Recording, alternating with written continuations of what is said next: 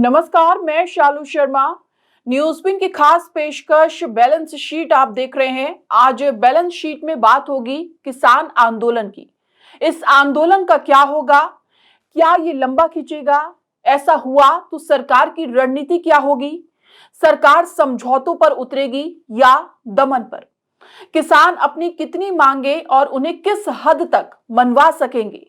क्या एक बार फिर उन्हें आश्वासनों, सरकारी वायदों के साथ लौटना होगा? सिर पर है आम चुनाव। क्या ये आंदोलन चुनावों पर भी कोई असर डाल सकेगा या फिर सरकार इस आपदा में भी कोई अवसर तलाश लेगी? किसान आंदोलन के ऐसे ही तमाम सवाल जवाब, आशाओं, आशंकाओं, किंतु परंतु और नफे नुकसान को तौलेंगे इस बार की बैलेंस शीट में। बैलेंस शीट जो हर हफ्ते करता है देश दुनिया के महत्वपूर्ण मुद्दे की गहरी पड़ताल और देता है आपको वो इनसाइट, ताकि आप बहस में रहें आगे। केंद्रीय मंत्रियों के साथ हुई चंडीगढ़ की बैठक विफल रहने के बाद किसानों ने दिल्ली कूच किया, पर क्या अपनी मंजिल तक पहुंचेंगे? पहली मंजिल दिल्ली प्रवेश और फिर अपनी मांगों को सरकार से मनवाने में सफल रहना। किसान दिल्ली में प्रवेश ना भी कर पाए लेकिन अपनी अधिकांश मांगे मनवाने में कामयाब रहते हैं, तो ये माना जाए कि उन्होंने अपनी मंजिल पा ली। सीमाओं पर जबरदस्त घेरेबंदी और मेज पर तीसरी वार्ता के फेल होने के बाद लगता नहीं कि सरकार ऐसा होने देगी। उसकी मंशा, मंसूबे क्या हैं? किसानों को क्या मिलेगा? देखिए न्यूज़बिन की रिपोर्ट। इस जंग में हासिल क्या होगा? किसानों का दावा है कि वो 6 महीने की लंबी लड़ाई की तैयारी के लिए चले हैं, पर सरकार नहीं चाहेगी ये आंदोलन पिछले आंदोलन की तरह तूल पकड़े और लंबा खींचे। आंदोलन उस समय उभरा है जब लोकसभा चुनाव सिर पर हैं और पिछली बार से सीख लेने के बाद इस बार सरकार और मजबूती से तैयार है। वो कतई झुकते हुए नहीं दिखना चाहेगी। दिल्ली पहुंचने के लिए संघर्षरत किसानों के आंदोलन के बीच ही कांग्रेस ने ऐलान कर दिया कि उनकी सरकार बनी तो वो समर्थन मूल्य संबंधित उनकी मुख्य मांगों को मान लेगी। इस तरह इस आंदोलन का विपक्ष द्वारा राजनीतिक लाभ लेना आरंभ हो चुका है। फिलहाल किसानों को उपद्रवी, आतंकी, खालिस्तानी, टूल किट वगैरह बताना तो अभी शुरू नहीं हुआ है, लेकिन सरकार राजनीतिक नुकसान से बचने के लिए इसे मुट्ठी भर क्षेत्रीय किसानों का आंदोलन साबित करने और देश को कमजोर करने के लिए राजनीति प्रेरित प्रयास कहकर प्रचार माध्यमों से इसे कमजोर करने, खत्म करने में कोई कोर कसर नहीं उठा रखी है। अपनी दर्जन भर मांगों को लेकर संयुक्त किसान मोर्चा गैर राजनीतिक के बैनर तले 26 किसान संगठनों के प्रतिनिधियों ने केंद्रीय मंत्रियों पीयूष गोयल, अर्जुन मुंडा और नित्यानंद राय से चंडीगढ़ की विफल वार्ता के बाद दिल्ली कूच करने वाले किसानों की मांगों की फेहरिस्त खासी लंबी है। इस सूची में कई ऐसी मांगे हैं जो सरकार नहीं मानने वाली। कुछ मांगों में इकोनॉमी आड़े आएगी तो कुछ में कुछ दूसरी व्यवस्थागत दुश्वारियां हैं। महज कुछ पर ही समझौता संभव है। किसान ये जानते हुए भी कि सरकारी आश्वासन पिछले वादों की तरह पूरे नहीं होने वाले। किसानों के संगठन में तोड़फोड़, मतभेद हो जाए और वे कोई समझौता परक रुख अपनाए। सरकार और किसान प्रतिनिधि चौथी बार एक मेज पर आए और सरकार लचीला रुख दिखाए तभी मामला जल्दी निपट सकता है, अन्यथा ये संघर्ष किंचित जटिल और लंबा हो सकता है। सरकार समझ रही है कि ये किसान आंदोलन पहले की तरह ताकतवर नहीं है। इसमें बड़े किसान संगठन शामिल नहीं हैं। ये एक राज्य पंजाब से नियंत्रित हो रहा है। इसमें शामिल किसान संगठनों की कुछ राज्यों से बाहर कोई पकड़ नहीं है। कुछ हद तक सही है, लेकिन ये तब भूल साबित हो सकती है कि जब ये आंदोलन लंबा खींचे और इसमें कई राज्यों के किसान संगठन हिस्सा लेने लगे।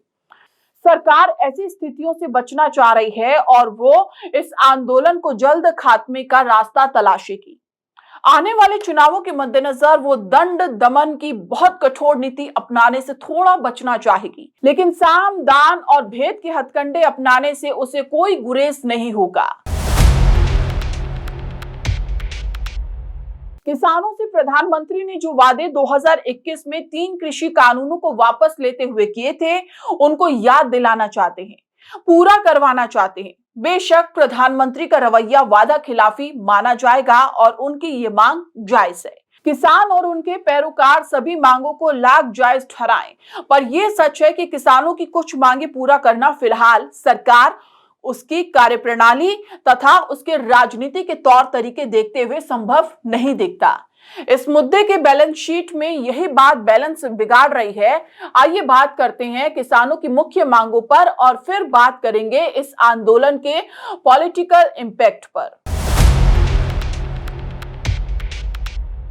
फसलों पर न्यूनतम समर्थन मूल्यों की गारंटी किसानों की पुरानी मांग है, पर सरकार ने वादे के बावजूद 8 महीने की देरी से कमेटी बनाई और उसकी 16 बैठकों के बावजूद मामला वहीं का वहीं है। इस बार वे चाहते हैं कि डॉक्टर एम.एस. स्वामीनाथन आयोग की रिपोर्ट के अनुसार सभी फसलों के लिए न्यूनतम समर्थन मूल्य में खेत का किराया भी शामिल हो और इस कानूनी गारंटी वाले एमएसपी से कम कीमत पर फसल की खरीद अपराध घोषित हो। किसानों के हिसाब से यदि किसानों के लिए एमएसपी कानूनी रूप से लागू होता है तो देश की 50% आबादी यानी कि किसानों के पास जब पैसा आएगा तो खर्च भी होगा। देश की जीडीपी डबल डिजिट में दौड़ेगी, यही पैसा मार्केट में आएगा और इकोनॉमी बूम करेगी। कुल मिलाकर एमएसपी से देश का फायदा ही होगा, लेकिन बात महंगाई बढ़ने और देश की इकोनॉमी तबाह होने की बात कही जा रही है। आप कैसे देखते हैं? फिलहाल केंद्र सरकार कुल 23 फसलों पर एमएसपी या न्यूनतम समर्थन मूल्य देती है, जिसका लाभ देश के महज 6% बड़े किसानों को ही मिलता है। केंद्र सरकार का दावा है कि वो उत्पादन मूल्य पर 50% का लाभ देते हुए फसलों की खरीद कर रही है।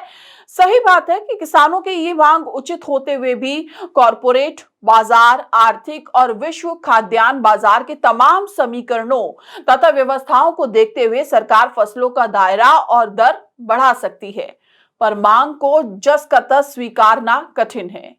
अब बढ़ते हैं एक और मांग पर। किसानों का तर्क है कि उद्योगपतियों का लाखों करोड़ का कर्ज माफ हो सकता है, तो किसानों का क्यों नहीं? इस तर्क में कितना दम है? क्या किसानों का पूरा कर्ज माफ किया जा सकता है? इससे आर्थिक स्थिति पर क्या असर होगा? क्या उनके कर्ज का कुछ हिस्सा माफ कर बाकी की आसान किश्तों का विकल्प सुझाया जा सकता है? किसान 60 साल से ज्यादा उम्र के किसानों और खेतीहार मजदूरों के लिए 10,000 की पेंशन भी मांग रहे हैं। ये कितना संभव है? जहां तक बात पेंशन की है तो भारत में 60 या उससे अधिक उम्र के 15 करोड़ लोग हैं और उनमें से 71% या लगभग 11 करोड़ ग्रामीण क्षेत्रों में ही रहते हैं और कहीं ना कहीं अपने को खेती किसानी से जोड़ सकते हैं। इन सबको पेंशन दी जाए तो सालाना तकरीबन 12 लाख करोड़ का बोझ पड़ेगा। अब देखिए, सरकार कर्जों के अलावा जो राजस्व जुटाती है वही कुल 31 लाख करोड़ का है, तो ये बात मानना कतई संभव नहीं दिख रहा। तो कर्ज माफी और पेंशन का मुद्दा भी पेचीदा है, इसको भी सरकार ज्यों का त्यों मान लेगी मुश्किल ही है। सरकार चुनावी लाभ के लिए लचीला रुख अपनाते हुए पेंशन की राशि पर बातचीत कर सहमति बना सकती है या कोई नई स्कीम घोषित करने का वायदा कर सकती है। अब एक और मांग की बात करते हैं, ये भूमि अधिग्रहण की है। किसान भूमि अधिग्रहण कानून बदलकर भूमि लेने के लिए किसानों की सहमति अनिवार्य करने और बाजार मूल्य से 4 गुना मूल्य निश्चित करने की मांग कर रहे हैं। सहमति लेने की बात कुछ मामलों में जायज भी हो सकती है, लेकिन सरकार जमीन की कीमत बाजार से 4 गुना देने की बात तो कतई राजी नहीं होगी। किसान खेती को मनरेगा से जोड़कर उसकी रोजाना की मजदूरी न्यूनतम 700 करने और साल में कम से कम 200 दिन रोजगार देने का लिखित आश्वासन चाहते हैं। वे चाहते हैं कि 60 साल के ऊपर के किसानों, खेतीहार मजदूरों को पेंशन मिले। एक तरफ राज्य सरकारें मनरेगा का अपना पूरा बजट खर्च नहीं कर पा रही, तो दूसरी तरफ केंद्र सरकार पहले ही तकरीबन 8.25 करोड़ किसानों को प्रतिवर्ष 6,000 रुपए की आर्थिक सहायता दे रही है। ऐसी स्थिति में किसानों की इस मांग के पूरी होने में क्या पेच दरपेश होगा, आइए समझते हैं। ध्यान दीजिए कि 2024-25 में मनरेगा आवंटन का बजट लगभग 86,000 करोड़ रुपए है। किसानों की मांग है कि इसे 6 गुना बढ़ाया जाए, दैनिक मजदूरी में 3 गुना बढ़ोतरी हो और पहले से 2 गुना कार्य दिवसों की गारंटी हो। अगर सरकार ये मान ले तो सरकारी खजाने पर 5 लाख करोड़ से 8 लाख करोड़ रुपए का खर्च आएगा। जबरदस्त आर्थिक बोझ के अलावा यह होगा कि यूपी, बिहार जैसे राज्यों के तमाम गांव के निकले जो श्रमिक पंजाब, हरियाणा को मिलते हैं, नहीं मिलेंगे। सब अपने गांव में रहना चाहेंगे। असंगठित क्षेत्रों में भी मजदूरों की कमी आ जाएगी। यह स्थिति उद्योग धंधों के लिए भी विकट होगी और आखिरकार इकोनॉमी के लिए भी। सरकार कोई बीच का रास्ता निकाले तो बात बन सकती है। तो कुल मिलाकर किसानों की ये चाहत भी पूरी होती नहीं दिखती कि सरकार विश्व व्यापार संगठन के कुछ समझौतों से पीछे हटे। ये संभव नहीं है। हाँ, किसानों पर दर्ज सभी मुकदमे वापस लेने, पिछले आंदोलन के शहीद किसानों के परिवार में किसी को नौकरी देने के बाद सरकार मान भी ले तो लखीमपुर खीरी कांड के कथित तौर पर शामिल कुछ नेताओं की गिरफ्तारी और उन्हें सजा दिए जाने की मांग पर महज आश्वासन ही मिल सकता है। ये मामला न्यायिक दायरे का है, इसमें सरकार सीधे दखल नहीं देना चाहेगी। कीटनाशक, बीज और उर्वरक अधिनियम में संशोधन, कृषि वस्तुओं, दूध उत्पादों, फलों, सब्जियों और मांस पर आयात शुल्क कम करने के वो फौरी तौर पर बस वादा ही कर सकती है। आइए अब बात करते हैं इसके राजनीतिक प्रभाव की। आम चुनावों के पहले शुरू हुआ ये आंदोलन खिंचता है तो भाजपा को कुछ सीटों पर नुकसान पहुंचा सकता है। ये विपक्षियों को कितना अवसर देगा या फिर मोदी सरकार इस आपदा को भी अवसर में बदल देने की कोई चाल चल सकती है या फिर इसका सियासी असर शून्य होगा, इसे परखने के बाद हम बताएंगे कि इस बैलेंस शीट में नफा किसके हिस्से में आता है और नुकसान किसे है। तराजू किसकी तरफ झुकता नजर आता है। किसानों की मांगों को देखें तो लगता है ये अखिल भारतीय और समूचे किसान जगत को एड्रेस कर रहे हैं, पर ऐसा है नहीं। असल में इनकी ज्यादातर मांगे उन महज 20% किसानों को लाभ देने वाली हैं जो बड़े किसान हैं, अनाज उत्पादक और विक्रेता, निर्यातक हैं। ये आंदोलन फिलहाल पंजाब, हरियाणा और बहुत थोड़े अंश में पश्चिमी उत्तर प्रदेश पर राजनीतिक असर डालेगा। एमएसपी से महज 6% किसानों को फायदा मिलता है, उनमें से ज्यादातर यहीं के हैं। सरकार के बड़े वोट बेस को यह झटका नहीं दे सकता। पंजाब में भाजपा का कुछ खास दांव पर नहीं है, पश्चिमी उत्तर प्रदेश में वो मजबूत है और अजीत सिंह को पाले में लाने के बाद और मुतमईन दिखती है। इस बार वहां के किसान संगठन महज एकता के नाम पर समर्थन दे रहे हैं, आंदोलन में सक्रिय तौर पर शामिल नहीं है। हरियाणा में भी उसे ये आंदोलन फिलहाल बड़ा नुकसान पहुंचाता नहीं दिखता।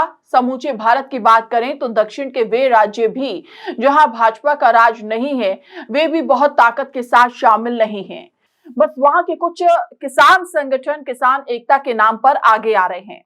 ऐसे में इस आंदोलन को देश के पूरे किसान वर्ग से या फिर मध्यम वर्गीय शहरी मतदाताओं का भारी समर्थन मिले, मुश्किल है। ये तय है कि इससे सरकार को किसी तरह का कोई राजनीतिक नुकसान पहुंच सकता है। आंदोलन व्यापक बने, लंबा खिंचे, उसे जन समर्थन मिले, विपक्षी इसे हवा दे तो हरियाणा की कुछ सीटों पर मामूली असर संभव है। फिलहाल अभी इसके राजनीतिक नफे नुकसान के बारे में यही कहा जा सकता है कि भाजपा सरकार को इससे कोई बहुत बड़ा झटका लगता नहीं दिख रहा। बेशक अन्नदाता की बातें सुनी जानी चाहिए, उनके हिसाब से उनकी मांगे सही हैं और इससे सरकार को, देश को आर्थिक नुकसान नहीं, फायदा होगा। उनका भी गुणागणित समझा जाना चाहिए। लेकिन किसान आंदोलन के इस मुद्दे की बैलेंस शीट में पलड़ा सरकार की तरफ झुका नजर आता है। वजह है उनकी भारी भरकम मांगों में व्यवहारिकता का वैल्यू और आंदोलन का वॉल्यूम का कम होना। तो देखते रहिए न्यूज़ बीन और बैलेंस शीट। नमस्कार।